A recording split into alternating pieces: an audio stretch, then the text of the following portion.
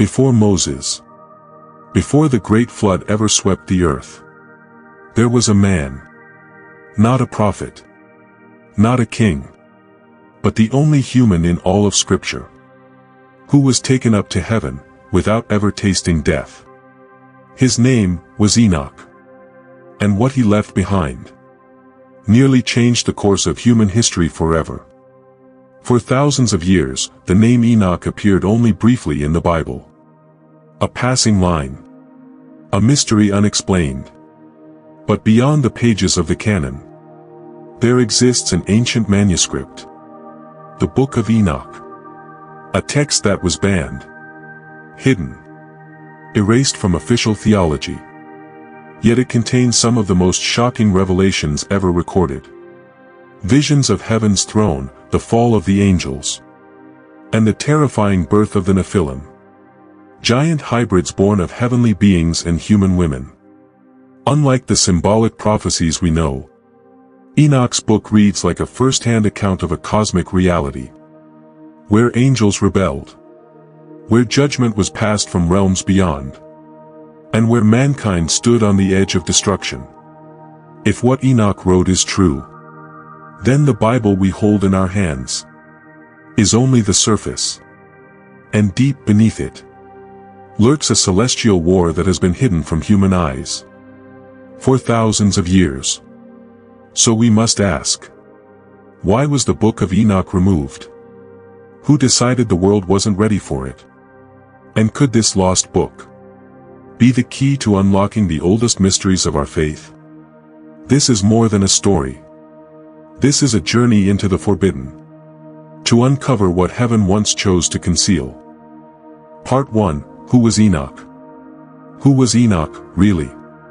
If you flip through the Bible looking for his story, you'll likely miss it. He appears only briefly in Genesis, his name barely echoing across a few lines. But those lines are among the most mysterious ever written. Enoch walked with God, then he was no more, because God took him. Genesis 5. No further explanation. No last words. No age of death. Just a man who vanished. Taken. But by whom? And for what purpose? Most humans in the Bible die. Some violently, others peacefully. Even holy men return to dust. But not Enoch. His story leaves us with a haunting question. What happens to a man who doesn't die, but is still removed from earth? Is he dead? Is he alive? Or is he something else entirely? According to ancient Jewish mystics, Enoch's story doesn't end in Genesis. In fact, Genesis is just the doorway to something far older and far stranger. Enoch, they say, was not simply taken. He was invited. Lifted from earth into a realm outside of time. Not as a reward for piety, but for a purpose. In apocryphal texts like the Book of Enoch, he is portrayed as a celestial traveler. A man led by angels through multiple heavens, each one revealing deeper secrets about creation, justice, and judgment. There, among the thrones of fire and oceans of light, Enoch became something more than human. He became a scribe of the watchers, an archivist of divine knowledge.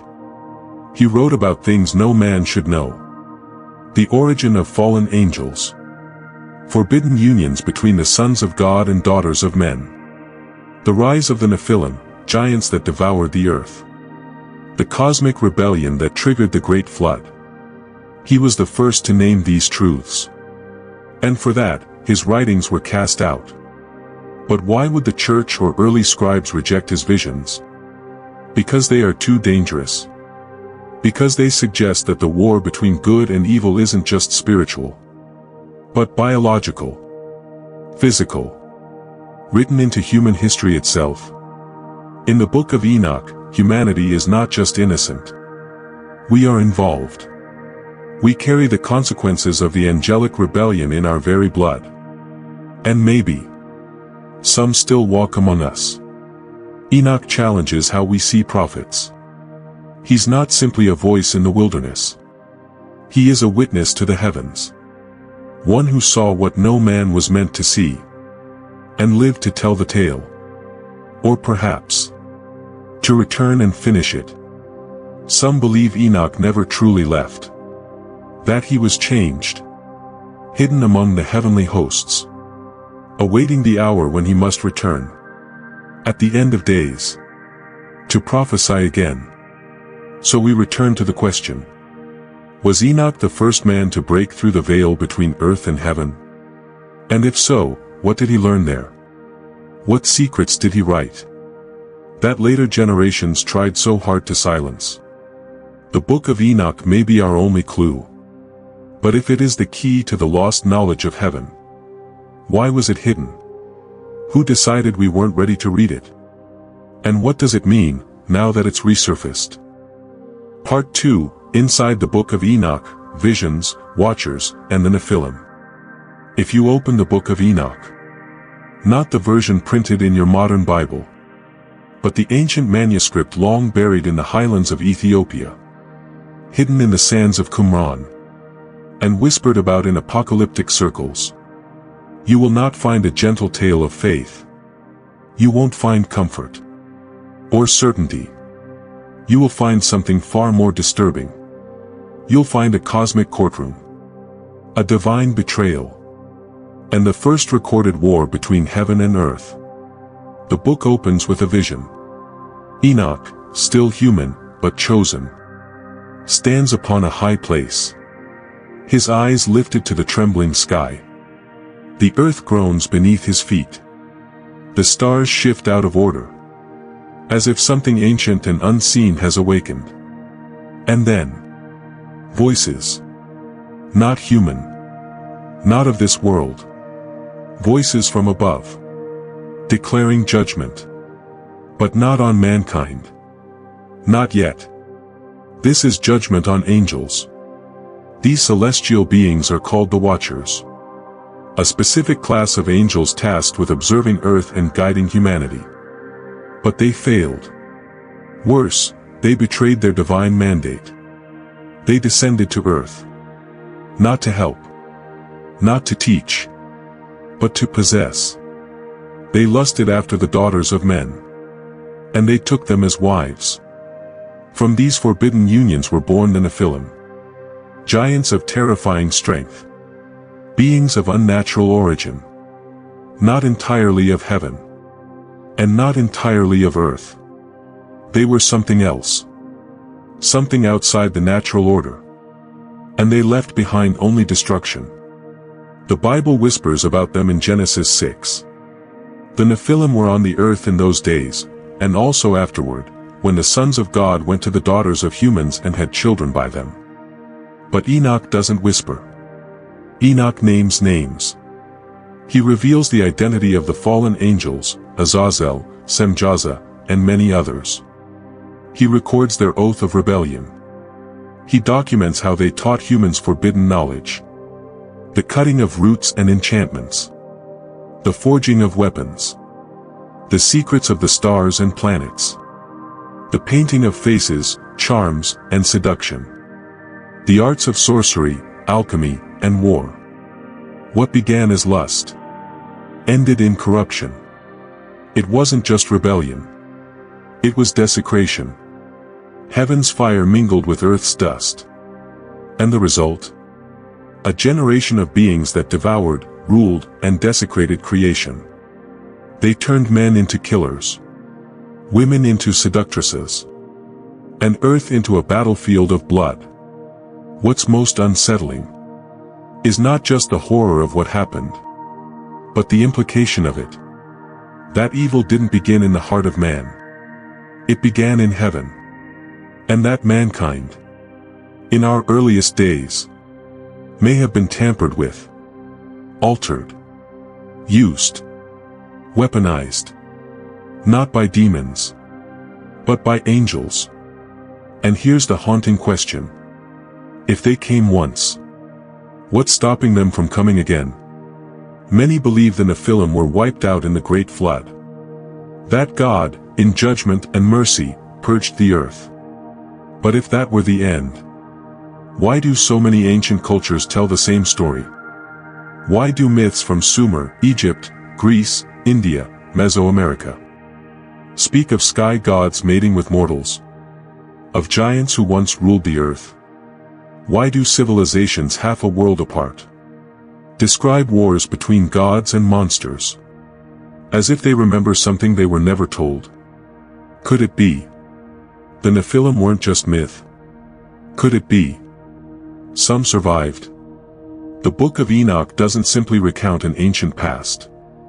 It speaks as if that past is still echoing, as if the judgment of the Watchers was not a one-time event, but the beginning of something far more complex. A cosmic war. One that hasn't ended. One that may be closer than we think. And perhaps this is why the Book of Enoch was banned. Not because it was false, but because it was too true. Too close to the dark origins of spiritual corruption. Too revealing of a reality humanity wasn't ready to confront. What if the Book of Enoch is not mythology, but memory? A fragment of forbidden history. A warning left behind by a man who never died. Part 3. Why was the Book of Enoch removed from the Bible? So, why was it taken out? If the Book of Enoch was once read, quoted, and honored, if early believers considered it sacred enough to preserve alongside Scripture, then what happened? Why did it vanish from the biblical canon? The answer isn't simple. It's layered and deeply unsettling. In the early centuries of Christianity, the Book of Enoch was well known. It wasn't obscure. It wasn't fringe. In fact, early church fathers quoted it openly. Tertullian, for instance, defended its divine origin. Others referred to it as evidence for angelology, prophecy, and the end times. Even the New Testament itself seems to echo its verses. In the book of Jude, a short letter tucked near the end of the Bible, we find a striking passage. Enoch, the seventh from Adam, prophesied, "Behold, the Lord comes with thousands upon thousands of his holy ones to judge all." Jude 1. This isn't found anywhere in Genesis. It is a direct quotation from the Book of Enoch. So we must ask the obvious question. If the apostles knew of Enoch, if the early church respected its words, why did later generations reject it? The official reason? By the time the biblical canon was finalized, around the 4th century, church councils claimed that Enoch was non-canonical, too mystical, too strange, too far removed from accepted doctrine. It didn't fit the clean, organized narrative the church was shaping. But let's look deeper. What if the Book of Enoch wasn't removed because it was false, but because it was too revealing? Because it showed things that were never meant to be exposed.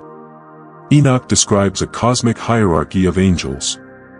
Some radiant and loyal, others rebellious and corrupt. He writes of a war in heaven, before mankind even tasted sin. He speaks of divine knowledge, interdimensional gateways, and what ancient humans may have misinterpreted as technology from heaven. He warns of celestial beings who posed as protectors, but who secretly altered the course of human history. This book doesn't just tell us about God. It questions the entire structure of the spiritual realm. It blurs the lines between theology and cosmic mystery. It dares to suggest that humanity is not the center, but a battleground, a pawn in a war older than Eden, fought between powers we barely comprehend. Some of those powers might still be watching. These ideas would have been deeply dangerous to the early church, especially a church seeking to unify doctrine, centralize authority, and silence competing narratives. To keep order, you need control. To maintain control, you must define what truth is. And the Book of Enoch? It refused to stay within the lines. It questioned hierarchy. It challenged theology. And it proposed a reality where angels could fall, giants could rise, and mankind could be caught in the middle of a cosmic deception. So what happened? Enoch was purged. Quietly, methodically, and, some would argue, intentionally. It was labeled heretical, pushed to the margins, buried in time, but never entirely forgotten. Because truth has a way of resurfacing, especially truth that was once silenced. And here's what makes the mystery deeper. If it were merely myth, why bother suppressing it? Why go to such lengths to erase it? You don't erase fairy tales. You erase threats. And the Book of Enoch is a threat. Not because it's blasphemy, but because it touches on a reality the church may have feared. If what Enoch wrote is even partially true, then we must reconsider. What else did the angels teach us that we've forgotten? Were the gods of ancient myth just watchers in disguise? Could their descendants still walk among us? And did early church leaders choose protection over revelation? Some theologians believe the Book of Enoch was suppressed, not lost. Others argue it was hidden for our protection. Its content too volatile for unprepared minds. But no matter the motive, one thing is clear. This wasn't an accident. This was intentional erasure. And that makes its words more dangerous. And more important than ever. Because sometimes, what you're told to forget is exactly what you were meant to remember. And when a book is buried, it usually means someone, somewhere, was afraid of what it might awaken. Part 4, The Judgment of the Watchers and the Great Flood. The Book of Enoch does not end with rebellion. It begins there, yes. But what follows is something far more terrifying. Divine reckoning. The Watchers, those angels who left their posts, descended from heaven, and dared to take human women as wives. Do not escape judgment. Their transgression was not a mistake. It was a cosmic violation, a deliberate act against the divine order. They corrupted the natural world, altered human destiny, and created an unnatural offspring so dangerous, so ravenous, that even the earth itself began to scream. The Nephilim, born of heaven and earth, were not simply giants. They were hybrids, anomalies in creation. Soulless titans whose hunger knew no bounds. And so, in Enoch's vision, God rises, not in anger, but in sorrowful sovereignty. He passes judgment. One by one, the Watchers are named and exposed. Their leader, Semyaza, and his 200 followers, are not slain. They are bound, chained beneath the earth, locked in a place of spiritual darkness. Not the hell of Dante, but something older. A chasm beneath time. A prison where light does not reach. Where screams echo into the void. They are not destroyed. Not yet. They await a future day. The day of the great judgment. This is not just Enoch's vision. It finds a strange reflection in the New Testament. The angels who did not keep their proper domain, but left their own abode, He has reserved in everlasting chains under darkness, for the judgment of the great day. Jude 1 verse 6. The early apostles knew this story. They didn't invent it. They inherited it. And yet, today, that story is barely whispered. But the punishment of the Watchers was not the end. Their children, the Nephilim, still roamed the earth. Their violence spread like a disease. They consumed everything. They ruled over mankind. They perverted bloodlines. And so, God acted.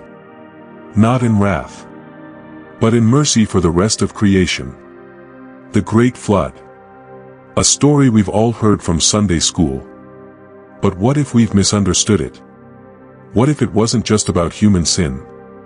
What if it was about something deeper? something encoded in flesh and bone. A purging, not of moral failures, but of spiritual contamination.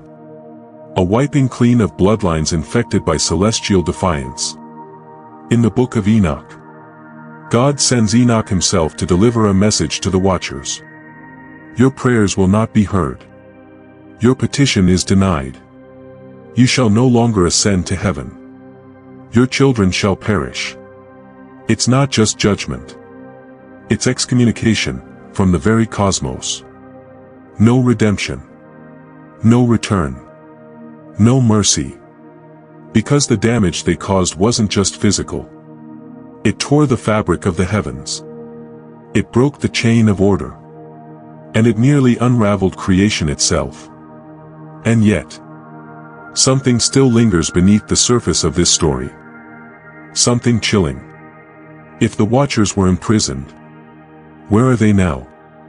Are they still bound beneath mountains, oceans, deserts? Or have some been released? And if the Nephilim were wiped out by the flood, why do cultures across the world remember them? The Greek Titans, the Sumerian Anunnaki, the Hindu Rakshasas, the Norse Jotnar. Why do myths across oceans and centuries echo the same story? Of giants, sky gods, divine punishments, and floods.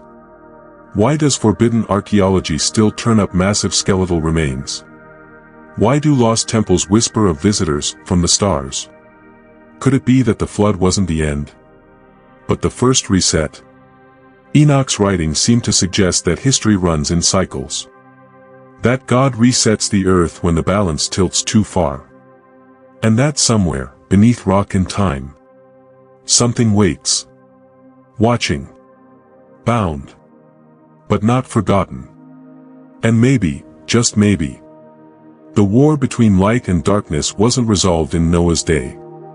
It was only postponed. And the story of the Watchers, it may not be ancient history.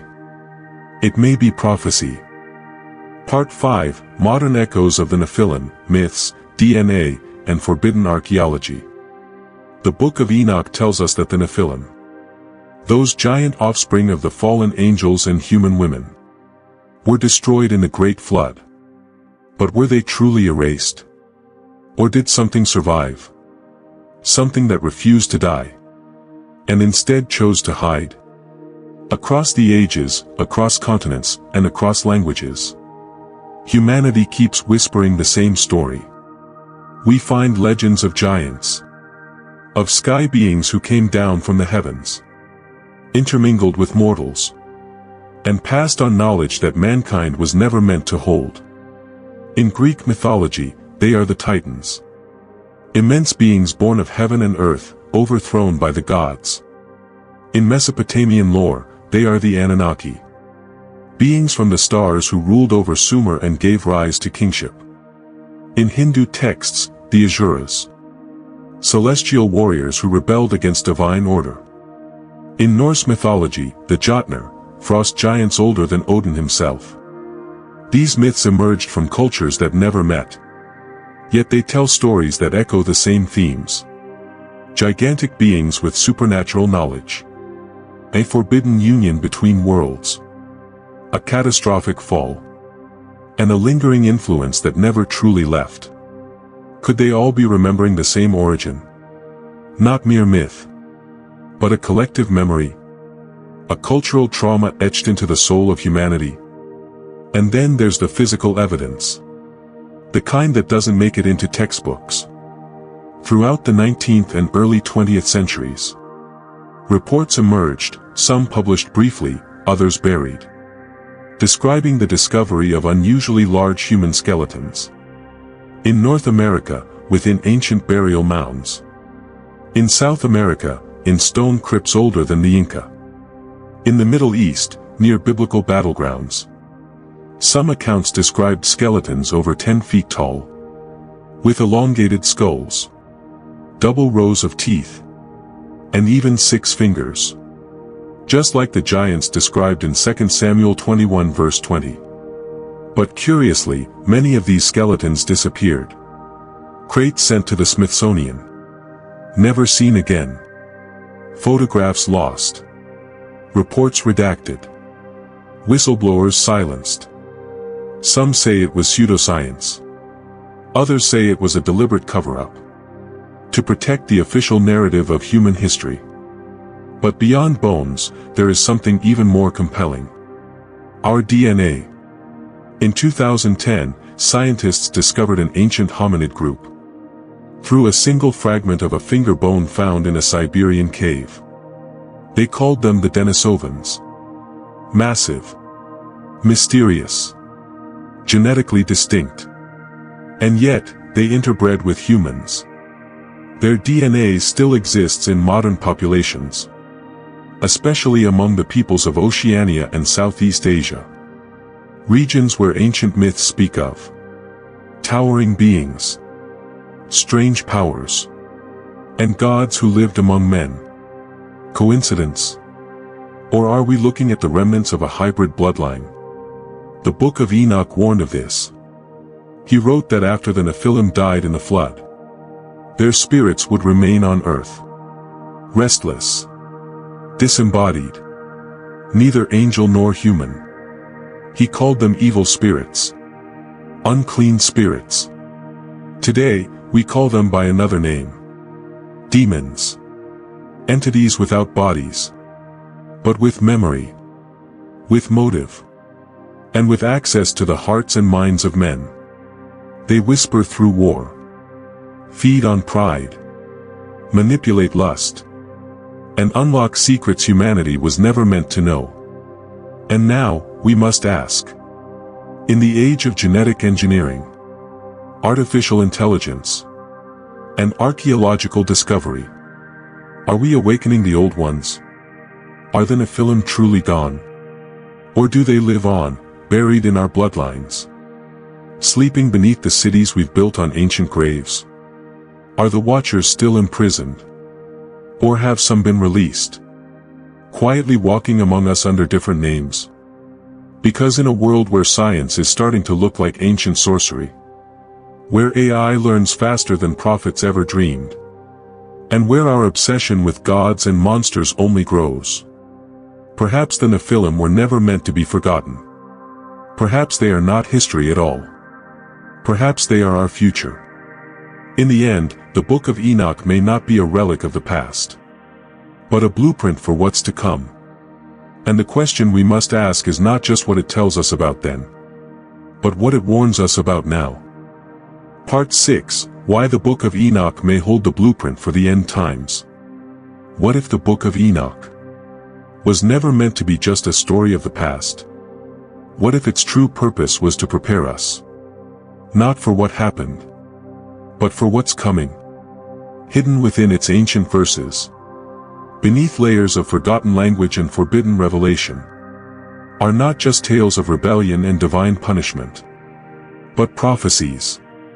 Prophecies that speak of a future collapse of order, of celestial forces returning, of humanity standing at the edge of a cosmic war, a final reckoning that decides everything, a blueprint of the end times, older than Revelation, and perhaps more detailed.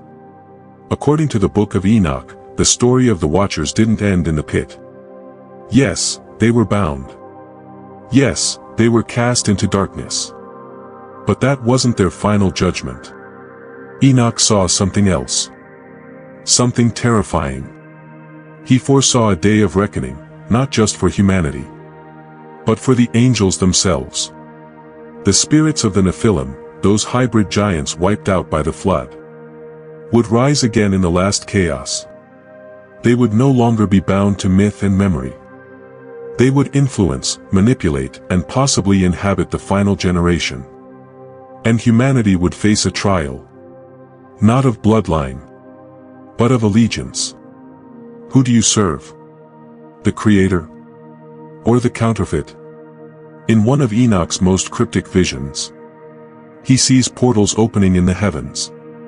He witnesses stars falling to the earth, burning like torches across the sky. He speaks of a great mountain burning with fire, and a star called bitterness that poisons the waters of the world. Sound familiar? The Book of Revelation later calls it wormwood, a falling star that brings death to 1/3 of the rivers. But Enoch saw it first. Centuries, perhaps millennia, before John wrote Revelation on the island of Patmos. Enoch also speaks of a righteous one, chosen by God, who will sit on a throne of glory, to judge the angels, and to sift the nations like wheat. He speaks of a world reborn, a new heaven and a new earth, purified by fire and divine light. But not before, a time of terror, a season of chaos so great that even the stars would change their courses. This is not symbolic poetry. Enoch is describing a sequence, a countdown embedded into the fabric of time itself. Some scholars believe the Book of Enoch contains a hidden calendar, not just a tool for marking days and seasons, but a prophetic clock. According to this calendar, history is divided into 10 weeks, each representing a distinct spiritual age. The first age, the time of Adam. The second, the rise of the Watchers. The third, the Great Flood. And so on. Each week ends with a judgment, a reset, a rebalancing. And now, according to that ancient measure, we may be nearing the seventh age, the final trial before the restoration of all things. A time when the veil between heaven and earth will thin, when hidden things will be revealed, and when ancient enemies may return. This raises a deeply unsettling question. Was the Book of Enoch removed not because it was false, but because it was too true, too detailed, too explicit, too uncontrollable? Unlike other apocalyptic writings, Enoch names names. It maps timelines. It outlines the spiritual structure of the cosmos with terrifying precision. It describes signs in the skies, disturbances in genetics, and technological mimicry of the divine. In other words, it may speak more to our generation than to the one that first read it. And perhaps that's why it was buried, sealed away, excluded from canon. Not because the early church feared confusion, but because they feared revelation. And if all this is true, then we must revisit the story of Enoch's ascension. Genesis simply says, Enoch walked with God, and was no more. But the Book of Enoch reveals the rest. That he was taken, body and soul, to witness the divine counsels, the archives of heaven, and the end of the age. Maybe God didn't take Enoch to reward him. Maybe he took him because he knew too much, because he saw too far, and because he wrote down what others would try to erase.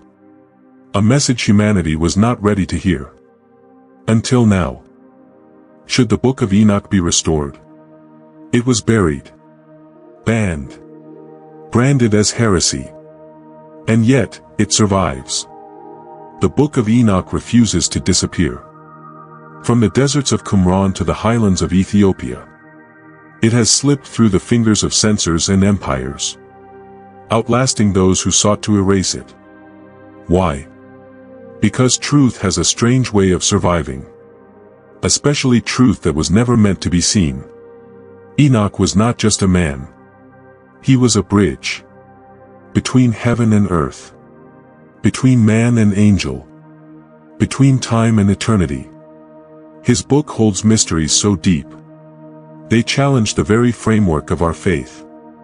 It tells us things we were never taught.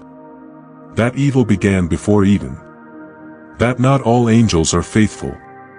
That we may carry the scars of celestial rebellion in our very DNA. And that above it all, God has always been watching, judging, waiting. So, should the Book of Enoch be restored to the Bible? That's not just a theological question. It's a test. A test of whether we're ready to look beyond the sanitized versions of history and faith, and face a story far more cosmic, dangerous, and real.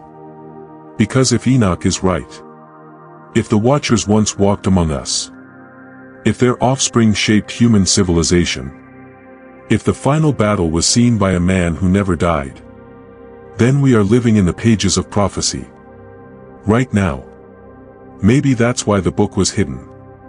Not to protect the faithful from deception, but to protect the world from awakening too soon.